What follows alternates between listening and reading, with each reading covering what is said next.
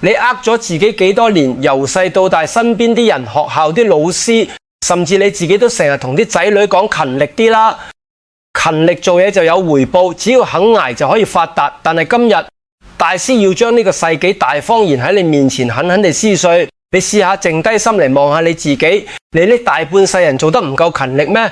起早貪黑，死慳死抵，病咗都唔敢請假，為咗頭家捱到五勞七傷，腰酸背痛，結果呢銀行戶口依然得個吉，每個月交完租、交完水電煤、俾完家用，剩低嗰幾百蚊都要左到右到。相反，你睇下身邊有啲人日日印腳做嘢，求求其其，甚至成日偷懶，但偏偏中年之後遇到一個機遇，就賺到你好幾世都賺唔到嘅錢，買車買樓風生水起。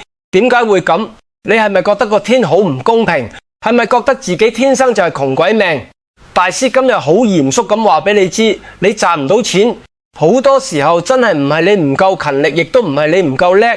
今日我同大家拆解一個坊間好少公開嘅命理講法，人一生嘅財富走向唔係淨係睇你有幾辛苦，反而喺傳統八字觀念入面，由你呱呱墜地剪臍帶唞第一口氣嘅嗰一秒開始，出世時辰就同你嘅財運格局有住好深嘅關聯。喺正統八字命理入面，年份係根，月份係苗，日子係花，而時辰先至係晚年結出嘅果。出世時辰可以話係你下半世財富大門好關鍵嘅一把鎖匙。喺正式講之前，同大家提一句，今日分享嘅都係傳統八字民族嘅心得同講法，純屬文化趣味交流，大家當參考睇就得，唔好太過執着。今日我會同大家拆解3個喺命理入面被認為天生自帶財富嘅黃金出世時辰。如果你咁啱喺呢幾個時辰出世，真係值得恭喜你哋。前半生受嘅好多苦，流過嘅眼淚，甚至遇過嘅挫折，好大程度上係因為你命中嘅財富仲未到開啟嘅時機。踏入今年下半年，星象流轉，天地磁場變化，呢類命格好大機會正式接上大運，橫財會多咗唔少，主動找上門嘅機遇都會變多。快啲對照下你自己、你嘅伴侶或者你嘅仔女係咪？呢幾個黃金時辰出世，準備好迎接人生轉機嘅朋友，而家即刻喺留言區用你渴望發達嘅誠心，打出時辰到財富開橫財送上門呢12個字，向宇宙發出你嘅正向祈願，啟動你命中嘅招財磁場。我哋馬上為你揭曉第一位命理上認為天生有富貴潛質嘅時辰。第一個喺傳統命理入面容易大器晚成，晚年水庫開閘，有機會橫財入門嘅出世時辰，就係辰時出世嘅朋友。辰時即係朝早7點到9點呢段時間，辰時出世嘅人，你哋天生就好似屋企入面嘅一個定時鬧鐘咁。你試下回想下你嘅大半生，你永遠都係屋企最早起身嗰個，天未光就起身買餸煮早餐，嗌啲仔女起身返學，跟住自己再趕頭趕命去逼車返工。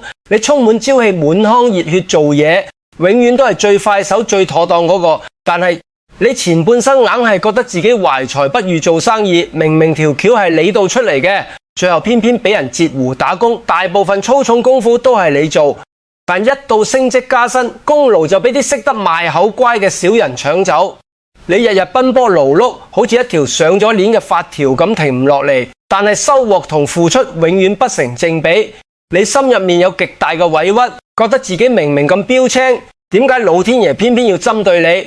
大師而家話俾你聽，老天爺唔係針對你，反而喺玄學角度嚟講，呢類命格往往都係晚年先享福，屬於被眷顧嘅一類。你知唔知辰時喺玄學上代表咩？喺12地支入面，神叫做水庫，水主咩啊？水主財。辰時出世嘅人，你哋命中自帶一個深不可測嘅超級大水庫。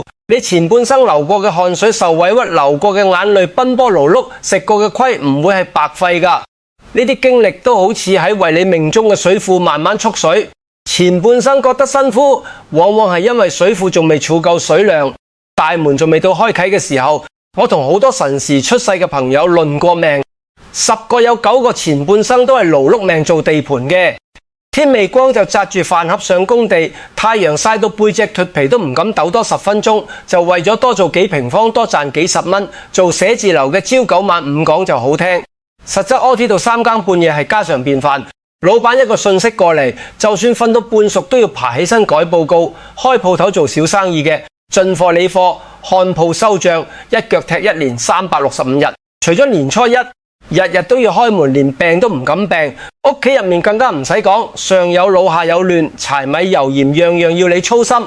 老爺奶奶病咗，係你請假去醫院陪床；仔女功課唔好，係你夜晚湊住做補習；就連屋企水電煤壞咗，都係你自己揾師傅整。你就好似一頭牛，默默耕咗幾十年，田抬頭一望，先發現自己仲係喺原地，身家冇漲多少，皺紋同病痛就漲咗唔少。你唔好唔服氣，呢啲都係必經之路。神為濕土藏鬼水，乙木戊土，水為財，土為庫。呢個水庫唔係隨隨便便就開得前半生。你食嘅虧，受嘅氣，捱嘅苦，就係往水庫入面注水，水唔夠深，閘門一開就流乾晒俾你。大錢你都守唔住，好容易財來財去一場空。所以上天要你先磨練，先儲夠底氣，等水庫蓄滿先至開閘放水。呢個時候嚟嘅財富先至係你真正留得住享得到嘅福報。但係到咗下半年大運交接，星象轉移之後，你命中嘅水庫好大機會正式開閘。你唔使再好似以前咁辛苦四圍跑同人爭，財富模式好大機會發生好大轉變，由以前主動辛苦揾錢，慢慢變成被動輕鬆收錢。好多人會發現以前一直拖欠嘅死數煙數，有機會陸續有人連本帶利還返俾你。早幾年無心插柳買落嘅資產或者股票，有機會迎來唔錯嘅升值空間。特別值得留意嘅係偏財運，你可能只係順手買張六合彩，或者同朋友夾份做少少投資，回報分分鐘會超出你預期。偏財機遇會多唔少，主動找上門嘅機會都變多。具體會有啲乜嘢徵兆？我同你講，首先係舊債回收。3-5年前甚至10年、8年前借咗錢俾親戚朋友，你都當呢筆錢冇咗，唔敢抱。希望呢段時間對方會突然聯絡你，連本帶利還返俾你，仲多謝你當年出手相助。其次係資產升值，早幾年咬咬牙買嘅細價樓、車位甚至商鋪，呢2年市道一轉，價格翻倍。放租嘅話，租金都夠你每個月使費。仲有貴人帶旗，可能係你好耐冇見嘅舊同事、舊朋友，突然揾你合作做生意，佢出資源，你出經驗，輕輕鬆鬆就分到大筆利潤。更加難得嘅係你嘅家庭地位都會慢慢反轉。以前屋企大小事都係你操心，仲有人嫌你囉嗦。到咗晚年，仔女多半會生性懂事，事業有成之後反過嚟孝順你，好多事都會聽你意見。伴侶亦都會更明白你嘅付出，對你更加體貼。以前睇唔起你、搶你功勞嘅人，反而要轉頭嚟巴結你，有乜事都要問下你意見。你下半世好大機會潛龍升天，真正做到財源廣進，輕輕鬆鬆嘆世界。辰時出世嘅老友，你嘅苦日子好大機會就快捱完，可以喺心入面默念一聲，準備接住屬於你嘅財運。跟住落嚟，第二個天生帶住火庫煉金格局，晚年好大機會掌權聚財，令身邊人刮目相看嘅出世時辰，就係戌時出世嘅朋友。戌時即係夜晚7點到9點。呢段時間係日落西山，萬物歸家，準備休息嘅時候。戌時出世嘅人，你哋天生就有一種強烈嘅保護欲同埋忠誠感，你哋就係成家人嘅守護神。入夜時分，人哋都喺度休息睇電視，享受家庭樂，你就喺度操心屋企啲瑣碎事，諗緊聽日啲使費點算，擔心伴侶嘅身體，憂心仔女嘅學業。你對朋友講義氣，人哋有難。你二話不說借錢俾人，結果借出去嘅錢好似倒落海咁冇得還。你對伴侶絕對忠誠，但往往被嫌棄無情趣，唔識變通。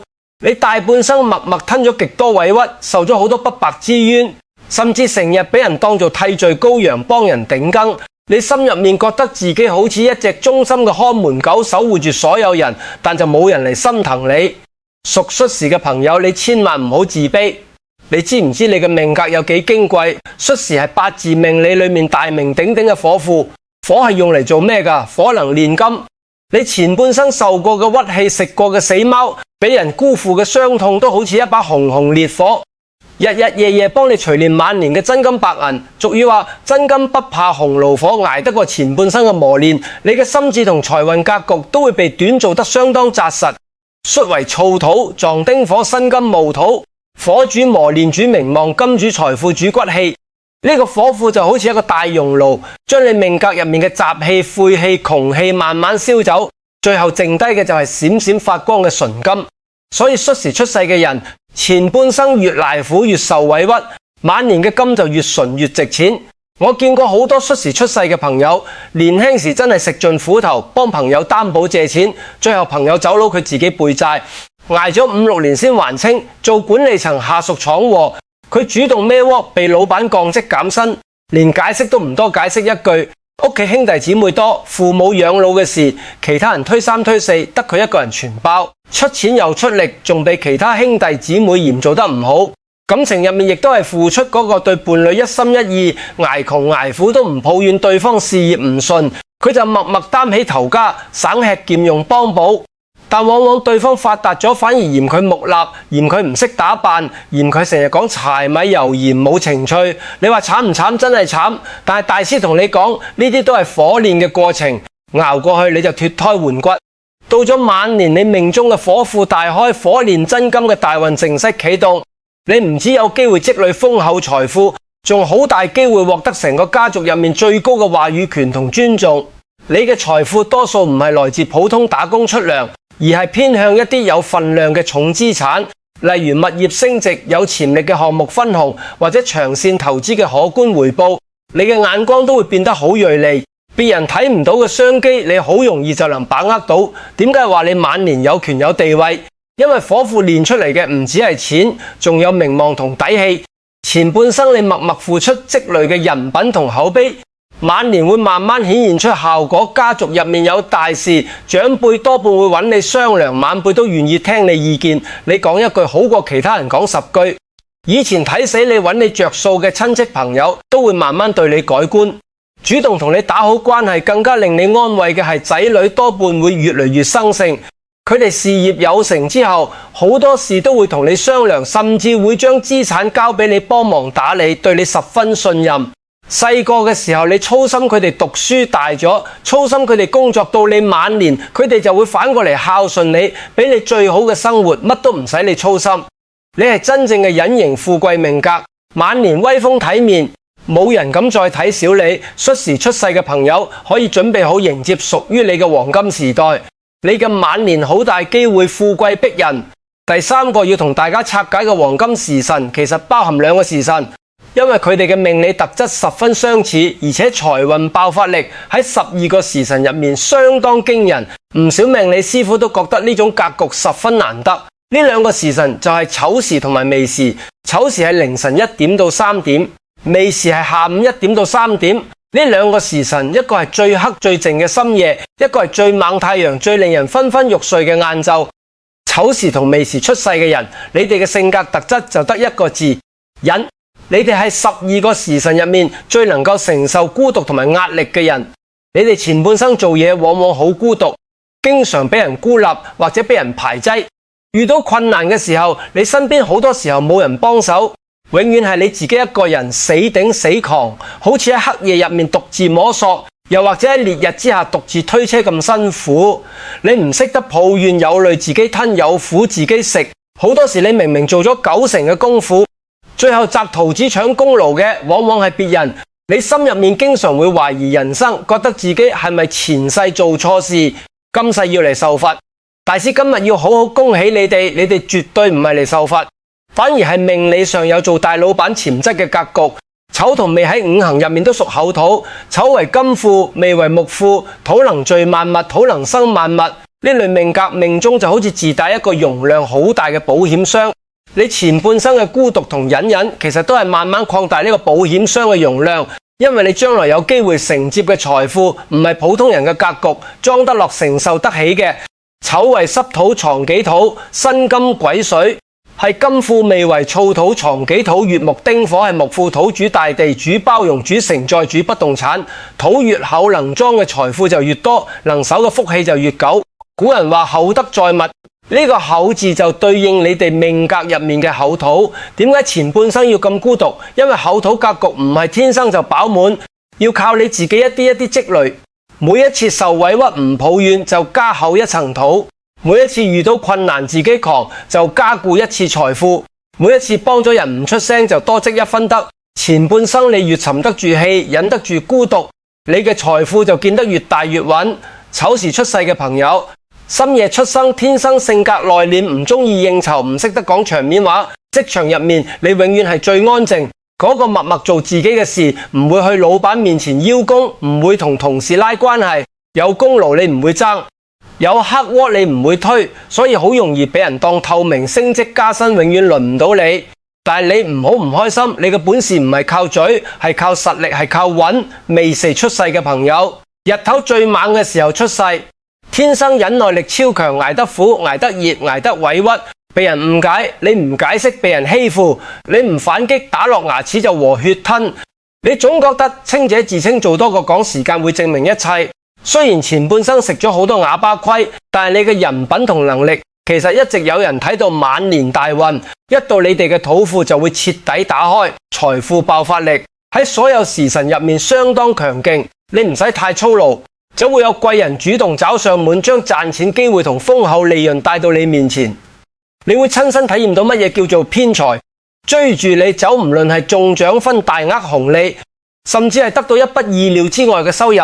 你晚年好大機會富得流油，具體有幾誇張？比如講，你好多年前隨手幫過一個人，當時佢好落魄，你只係舉手之勞幫咗佢一把，冇放喺心上。點知佢後來發展得好，專門返嚟揾你報恩，帶你入行做項目，一單生意分嘅錢分分鐘夠你賺10年人工。又或者你早年喺郊區買嘅地舊樓，本來只係放住，點知遇上規劃發展，有機會獲得好可觀嘅賠償。仲有唔少人會有穩定嘅被動收入，唔使日日返工做生意，靠投資收租分紅，錢就會慢慢滾入嚟，錢生錢，利滾利，越積越多。你唔使再為生計奔波，財富會慢慢增值，源源不斷。身邊親戚朋友見到你發展得好，都會十分羨慕。以前排擠你、睇唔起你嘅人，而家都會對你改觀。丑時同未時出世嘅朋友，你嘅忍耐終於有機會換來豐厚嘅榮華富貴，可以準備好輕輕鬆鬆過人人羨慕嘅安穩富足生活啦。講到呢度，我深信好多睇緊影片嘅朋友心入面可能會有啲焦慮同失落。你可能會諗，大師，我唔係辰時、戌時、丑時、未時出世，只係普通時辰出世，咁我係咪下半世就冇偏財運，注定要一世捱窮，冇翻身機會啊？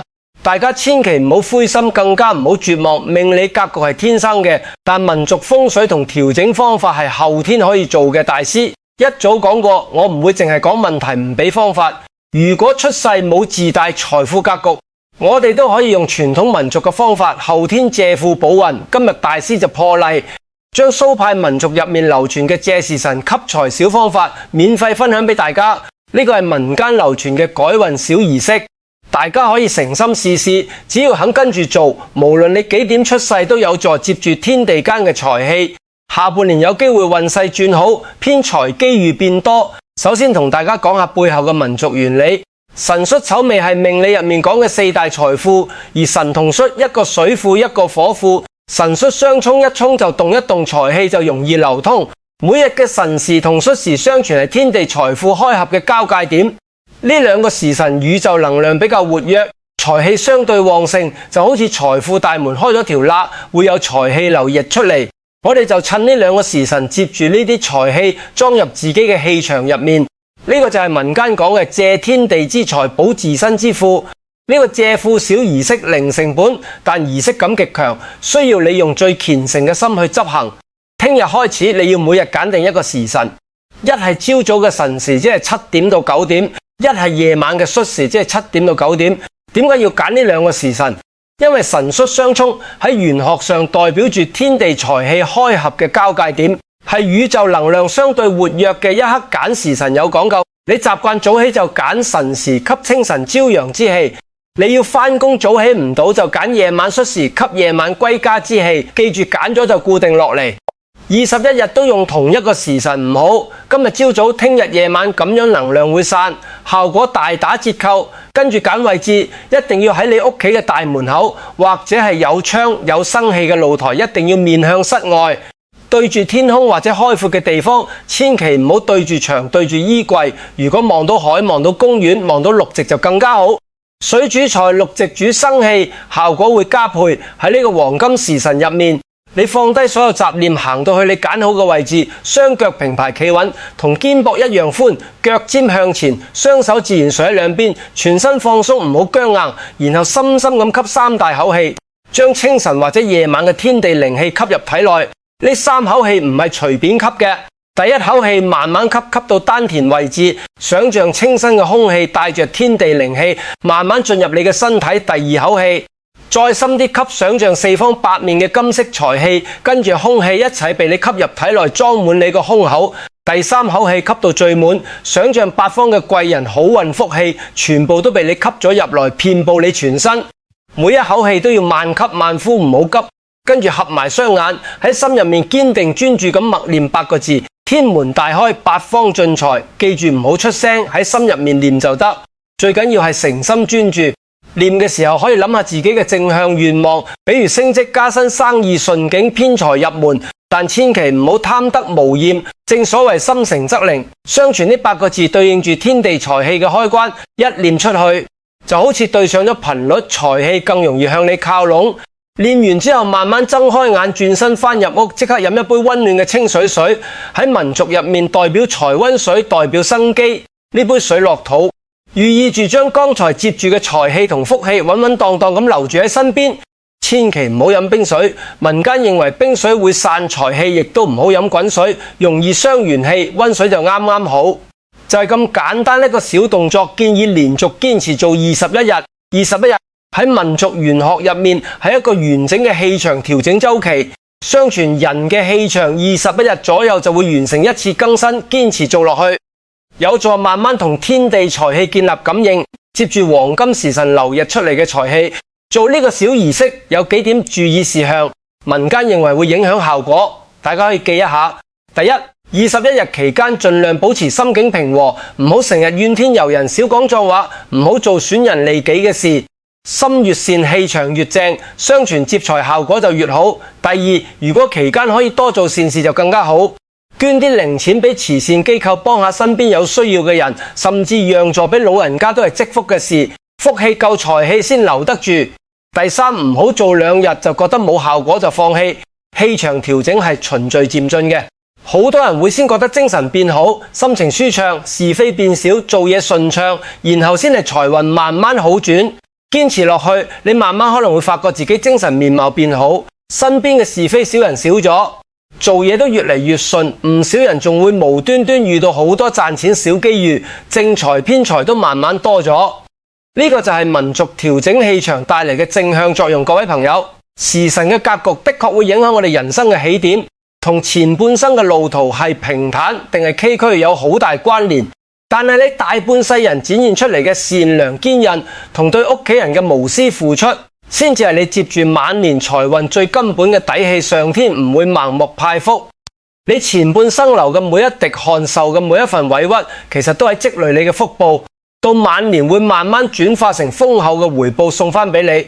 請你放低過去嘅怨恨同不甘，打開雙手，開開心心、理直氣壯咁去迎接屬於你嘅福報。我喺度都想懇請大家睇完呢條片之後，唔好淨係自己知道，可以點擊影片下方嘅分享按鈕，將呢條講命理心得有助大家調整心態嘅影片轉發去你嘅 WhatsApp 家族群組，或者發俾你嘅伴侶、仔女同親戚睇。點解建議大家分享？我同你講3個道理。第一，命理心得之而分享，幫人解惑係一種善意嘅傳遞，都係積功德嘅事。你幫身邊人解開半輩子嘅心結，分享調整氣場嘅小方法，呢份心意上天自然會睇到，福氣同好運都會慢慢向你靠攏。第二，一家人嘅運勢係互相影響嘅，一人好唔算好，全家好先係真嘅。好，你幫伴侶了解財運格局，佢發展得好，你一樣受惠。你幫仔女知道時辰命理嘅道理，佢哋少走彎路，事業有成，你晚年咪更加享福，全家氣場一齊向好，家和萬事興，財氣自然滾滾來。第三，你身邊肯定有好多勤力捱苦卻一喐不得志嘅朋友，佢哋仲喺度怪自己唔夠努力，死做爛做都冇回報。你將呢條片發俾佢，等佢哋多一個角度睇問題，識得順應天時調整自己，唔好再白白捱苦。呢份心意勝過任何禮物。正所謂因果循環，你幫人傳遞正向心念積累福報，呢份善意最終都會回流到你同家人身上，令家庭和順、福氣綿長、功德無量。如果你覺得今日講嘅八字命理心得真係幫你解開咗大半生嘅心結，而分享嘅借庫小方法都俾到你希望同力量，可以點擊影片下方嘅訂閱按鈕，記得打開旁邊嘅小鈴鐺，加入我哋呢個充滿正能量同財富智慧嘅大家庭。以後有更多趨吉避凶、調整運勢嘅民俗方法，你就可以第一時間收到通知，幫你喺未來人生路上避開彎路，步步高升，財源廣進。以後我仲會同大家分享更多實用嘅民俗風水知識，比如每個月嘅財位點樣佈置屋企風水，有乜要注意，點樣減少是非小人，點樣催旺人緣姻緣，點樣幫仔女提升學業運，全部都係民間流傳實用接地氣嘅方法，唔會空口說白話。關注我，等我帶你一齊趨吉避凶，行穩財運之路。最後，我想請所有睇緊呢條片嘅朋友，無論你係咪黃金時辰出世，都請你用感恩同期待晚年安穩嘅心，喺評論區打出時辰到財富開，橫財排隊送上門。呢15個字，每一句留言都係你向宇宙發出嘅正向祈願，亦都係你啟動招財氣場嘅一份心意。心念嘅力量係好強大嘅，你越誠心就越容易接住好運氣。我會仔細睇大家嘅每一條留言，為每一位誠心祈願嘅朋友送上祝福，願大家都能接住滿滿嘅招財旺氣。祝願辰時出世嘅朋友水庫漸開，財源廣進，潛龍得勢。祝願戌時出世嘅朋友火煉真金，富貴安穩，體面順心。祝願丑時未時出世嘅朋友土庫開啟，偏財順遂，富足無憂。祝願所有堅持做借庫儀式嘅朋友氣場轉順，是非遠離，正財偏財源源不斷。祝願每一位睇到呢度嘅朋友下半世運勢轉好，橫財就手，輕輕鬆鬆享盡清福，一家人齊齊整整，大富大貴。最後都係嗰句命理，只係民俗參考，人行運嘅根本始終係心地善良，腳踏實地。多謝大家嘅耐心收睇同支持。我哋下期節目再為大家拆解更多命理心得，祝大家發大財，下次見。